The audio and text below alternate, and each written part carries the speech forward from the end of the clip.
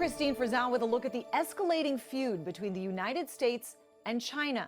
As the world watches and waits to see who will make the first move, some warn of the dangerous line both countries appear close to crossing. On the U.S. China trade war, tensions rising almost as high as the tariffs themselves. In recent weeks, those tariffs have nearly tripled from 54 to 145%. I think that we will make a deal with China. The next target? Chinese ships, which could soon be charged to dock at American ports, according to this notice on the Federal Registry, set to begin in 180 days and incrementally increase. The White House insisting the ball is in China's court. China wants what we have, what every country wants, what we have, the American consumer. Or to put it another way, they need our money. But China showing no sign of backing down, just curbing exports of rare earth minerals widely relied upon and used in everything from computer hard drives to jet engines. Everything I can switch on and off would not really work without rare earths. With growing signs, China now is strengthening its alliances with U.S. adversaries. The State Department accusing Beijing of stepping up support to North Korea, as well as Russia in its war in Ukraine.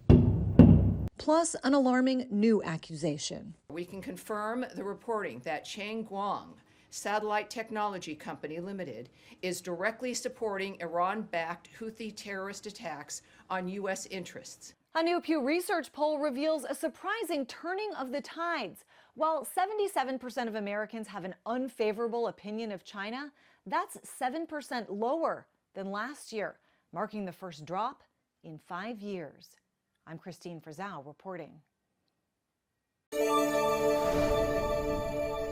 I'm Atra al-Nashar in Washington. In its new global outlook, the International Monetary Fund says tariffs will hinder economic growth here in the U.S. and around the world.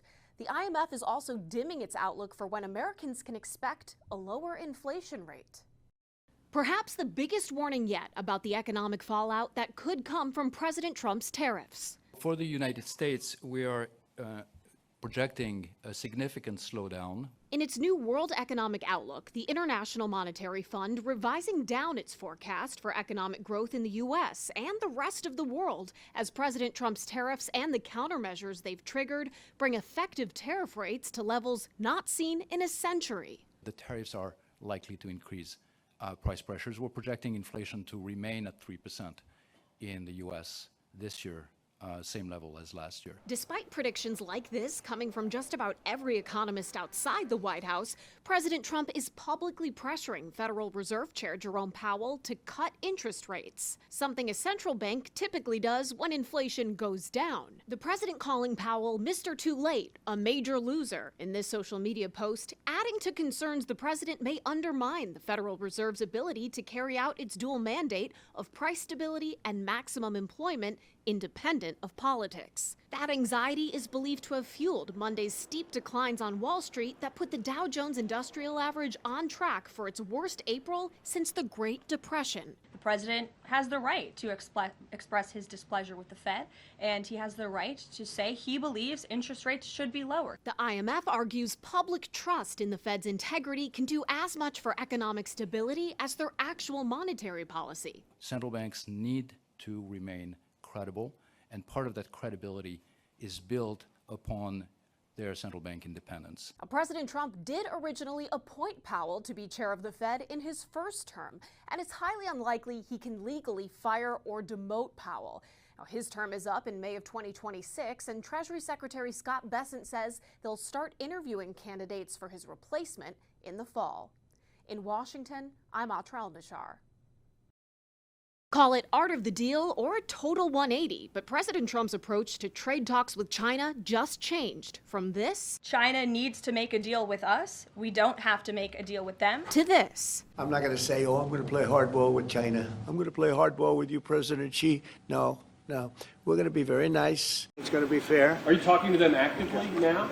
Actively. Everything's active. Treasury Secretary Scott Bessent later told reporters the U.S. and China have not spoken yet. China, so far, isn't swayed by the softer tone. To keep asking for a deal while exerting extreme pressure is not the right way to deal with China and simply will not work.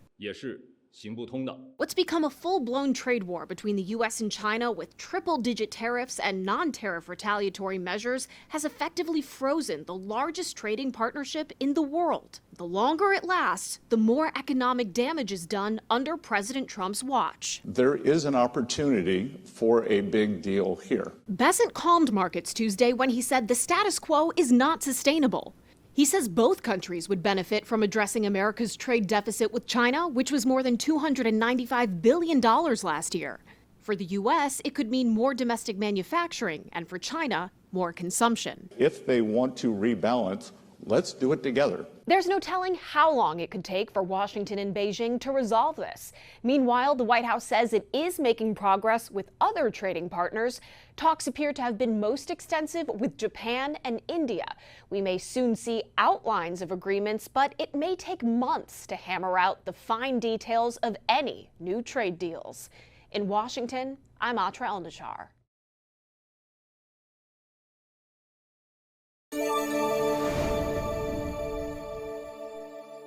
I'm Atra El-Nashar in Washington. President Trump hosting the Prime Minister of Norway at the White House Thursday, and at the top of their agenda was trade. Like countries around the world, Norway hopes to strike a deal with the president that will result in lower tariffs. But the toughest negotiations, if they occur, will be with China.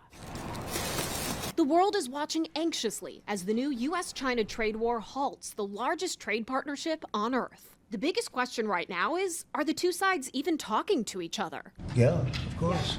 And Every day. that was Wednesday night. By Thursday morning, the spokesperson for the Chinese Ministry of Foreign Affairs posted, China and the U.S. are not having any consultation or negotiation on tariffs, still less reaching a deal. They're saying it's fake news that trade talks are happening. Well, they had a meeting this morning, so I can't tell you. It doesn't matter who they is.